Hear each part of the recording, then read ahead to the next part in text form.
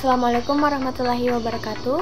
Perkenalkan, nama saya Jumaini S. Nomor induk mahasiswa 19-28055, salah satu mahasiswi semester 2 Institut Agama Islam Negeri Parepare, Fakultas Ekonomi dan Bisnis Islam, Program Studi Akuntansi Lembaga Keuangan Syariah. Sebelum ke materi, pertama-tama marilah kita panjatkan puji syukur kehadirat Allah Subhanahu wa Ta'ala yang telah memberikan kita nikmat yang begitu luar biasa, yakni nikmat iman, Islam, dan nikmat sehat walafiat. Salawat serta salam semoga terlimpah curahkan kepada Nabi besar kita, Nabi Muhammad SAW, yang telah membawa kita dari zaman jahiliyah menuju zaman terang benderang seperti sekarang ini. Selain itu, tak lupa pula saya ucapkan terima kasih kepada seluruh aspek, khususnya kepada dosen pengampu mata kuliah pengantar akuntansi, yaitu Ibu Sri Wahyuni Nur, SE MAK, yang telah memberikan dan membantu saya dalam menyelesaikan tugas video ini. Tujuan saya membuat video ini yaitu untuk memenuhi tugas akhir atau pengganti UAS dan agar lebih memahami materi akuntansi. Pada video ini, saya akan membahas sedikit tentang materi akuntansi, yaitu mengenai rekonsiliasi bank. Rekonsiliasi bank adalah daftar dan jumlah transaksi yang menyebabkan saldo kas di laporan bank berbeda dengan saldo kas pada pembukuan perusahaan. Rekonsiliasi laporan bank berguna untuk mengecek ketelitian pencatatan rekening kas bank dan kas perusahaan, serta mengetahui penerimaan atau pengeluaran yang belum dicatat oleh perusahaan. Rekonsiliasi bank dibuat perusahaan dengan tujuan: 1. Untuk menentukan saldo kas di bank yang benar dengan cara membandingkan dengan catatan yang dibuat perusahaan. Saldo kas perusahaan menurut laporan bank seharusnya jumlahnya sama besar dengan saldo kas di bank menurut catatan perusahaan. Yang kedua, menentukan saldo kas bank yang seharusnya disajikan ke dalam laporan keuangan atau neraca. Yang ketiga, mengamankan kekayaan perusahaan dan mendeteksi kemungkinan adanya penyalahgunaan kas di bank. Yang keempat, rekonsiliasi bank juga dibuat untuk menyesuaikan jurnal bank internal dan rekening koran. Kedua pembukuan ini disesuaikan menuju data yang paling benar. Ada beberapa dokumen yang dibutuhkan dalam membuat rekonsiliasi bank, yaitu yang pertama, jurnal penerimaan kas. Jurnal ini digunakan untuk mencatat transaksi keuangan dan dapat menambah saldo. Yang kedua, jurnal pengeluaran kas, yaitu jurnal untuk mencatat semua pengeluaran kas dari semua jenis transaksi. Yang ketiga, rekening koran. Rekening koran adalah ringkasan transaksi yang sudah terjadi pada periode tertentu. Yang keempat, bukti setoran ke bank, yaitu bukti transaksi nasabah saat melakukan setoran ke bank. Yang kelima, bukti penerimaan atau pengeluaran kas, yaitu bukti yang dibuat oleh perusahaan itu sendiri. Rekonsiliasi bank terjadi karena adanya perbedaan pencatatan transaksi antara jurnal bank internal dengan rekening koran bank. Dari perbedaan tersebut dapat dilihat bahwa ada dua sumber data rekonsiliasi bank, yaitu jurnal bank internal dengan rekening koran bank.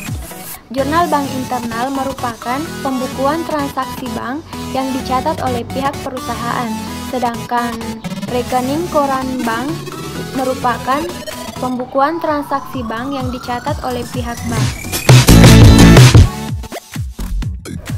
Berikut adalah ikhtisar atau poin-poin yang menyebabkan adanya perbedaan saldo menurut catatan perusahaan dan bank. Yang pertama yaitu ada deposit in transit atau setoran dalam perjalanan. Faktor ini yang biasanya sering menjadi penyebab pada kasus rekonsiliasi bank. Faktor ini terjadi karena setoran yang dikirimkan oleh perusahaan ke bank pada akhir bulan belum diterima oleh bank sampai pada bulan berikutnya, sehingga perusahaan sudah mencatat sebagai pengeluaran atau setoran, namun bank belum mencatat karena belum menerima setoran tersebut. Jadi, pada buku perusahaan sudah menambah saldo kas, sedangkan pada buku bank belum menambah saldo kas. Selanjutnya yang kedua yaitu outstanding check atau cek yang sudah dikeluarkan oleh perusahaan tetapi belum dicairkan. Outstanding check menjadi salah satu alasan adanya laporan rekonsiliasi bank, karena outstanding check yang masih beredar membuat terjadinya perbedaan pencatatan, karena perusahaan sudah melakukan pencatatan tapi pihak bank belum. Hal ini bisa dikarenakan pihak penerima cek belum mencairkan ke bank sehingga belum bisa untuk didata dan dicatat. Jadi di buku perusahaan sudah mengurangi saldo kas, sedangkan di buku bank belum mengurangi saldo kas. Yang ketiga ada kesalahan pencatatan. Pada dasarnya pihak perusahaan dan pihak bank mempunyai peluang yang sama untuk melakukan kesalahan dalam pencatatan.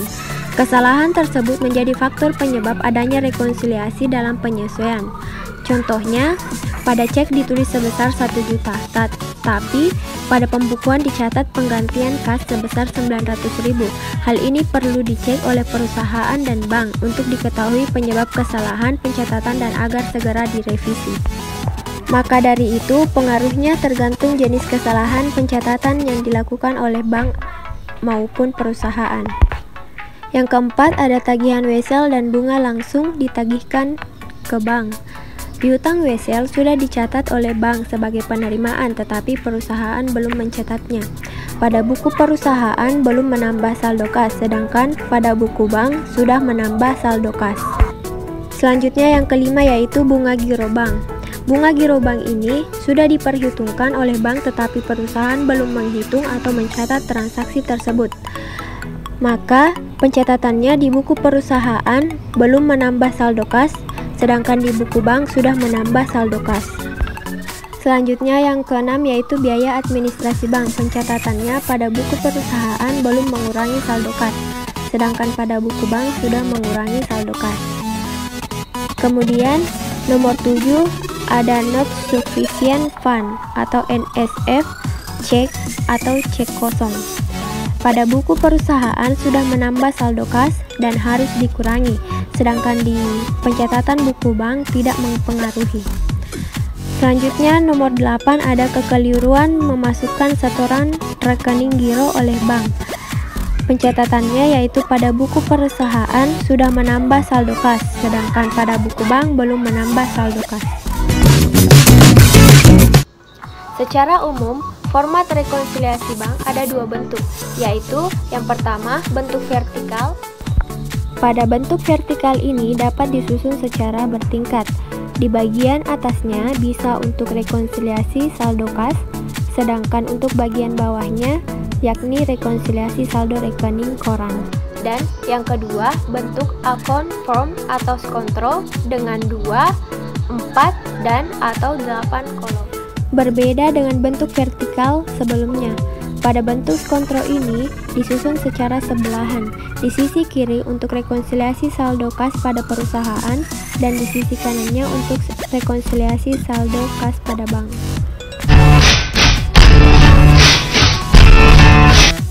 Tahapan yang harus dilakukan dalam pembuatan rekonsiliasi bank yaitu dimulai dengan saldo yang tercantum dalam laporan bank dan rekening kas perusahaan. Dapat dilihat pada gambar.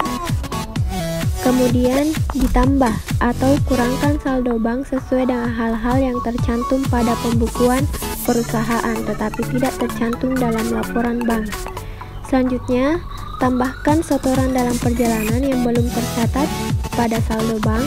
Kemudian kurangkan cek dalam perjalanan yang berasal dari saldo bank. Selanjutnya, tambahkan atau kurangkan saldo per buku yang tercantum dalam laporan bank tetapi tidak tercantum dalam pembukuan perusahaan.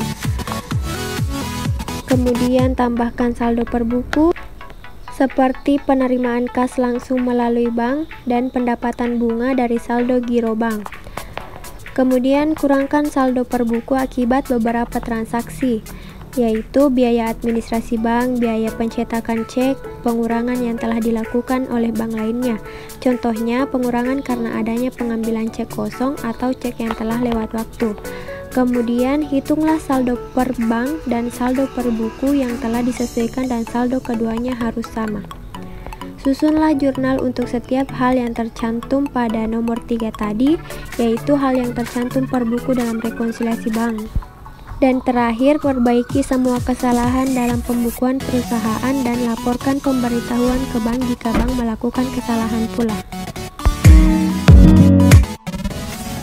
Saldo rekening Bank Alamo di buku besar PT Sandros pada tanggal 31 Juli 2017 menunjukkan jumlah 185.500, maka di sisi kanan dicatat saldo akhir perusahaan yaitu sebesar 185.500. Selanjutnya, saldo menurut rekening korang pada tanggal tersebut adalah 207.000, maka dicatat pada sisi kanan dengan keterangan saldo akhir bank nominal 207.000. Selanjutnya, transaksi yang terjadi yaitu A. Biaya administrasi bank untuk bulan Juli 2006 sebesar Rp2.800 yang muncul di rekening koran belum dicatat oleh perusahaan oleh karena nota debitnya belum sampai. Maka ini merupakan dicatat pada kolom sisi kanan dikurangi yaitu biaya administrasi bank dengan nominal 2.800 dan pencatatan seterusnya sesuai dengan tahap-tahap pembuatan rekonsiliasi bank. Dan hasil akhir di perusahaan dan di bank harus sama nilainya, jika tidak maka rekonsiliasi salah. Itulah tadi beberapa penjelasan mengenai rekonsiliasi bank, mulai dari pengertian, kegunaan, tujuan, ikhtisar, tahap-tahap, contoh bentuk format, dan sebagainya. Apabila ada kesalahan, mohon dimaafkan. Sekian dari saya. Wassalamualaikum warahmatullahi wabarakatuh.